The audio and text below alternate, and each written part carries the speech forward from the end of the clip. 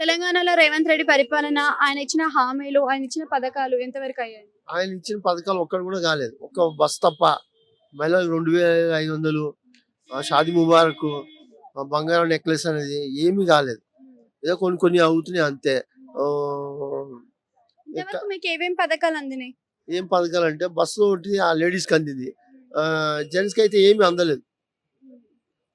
అంటే ఇప్పుడు ఈ ఫ్రీ కరెంట్ అంటే ఇంట్లో అందరికీ వస్తుంది.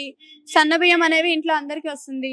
అట్లనే మనకి ఫ్రీ కరెంట్ అయితే వస్తుంది, ఒప్పుకుంటాను. సన్న బియ్యం వస్తుంది తప్ప 2500 లేడీస్కి ఇస్తానని ఒక హామీ నేర్పలేదు. పాపం పింఛన్, జెంట్స్కి పింఛన్, ముసలోళ్ళకి పింఛన్ కూడా వస్తలేదు.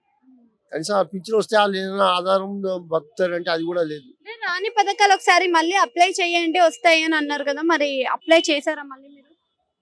మేము అప్లై చేసినా సరే మా చుట్టాలకి కరెంటు పథకం అది అప్లై చేసినా సరే రాలేదు ఇంతవరకు. మరి మీ అధికారులకు మీరు ఇన్ఫర్మేషన్ ఇవ్వలేదు ఇదంతా?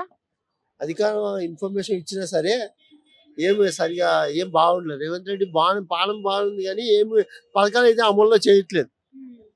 అంటే కేసీఆర్ పైసలు ఏమంటే మరి ఆయన శాలరీ తీసుకొని పైసలు వస్తాయి, మరి మిగతా ఎందుకు పైసలు రావాలని అడుగుతున్నారు. అప్పుడు కట్టిన అవుతే మరి ఆయన శాలరీస్ ఎట్లా సరిపోతాయి? మరి దానికి కూడా వివరణ ఇవ్వాలి కదా.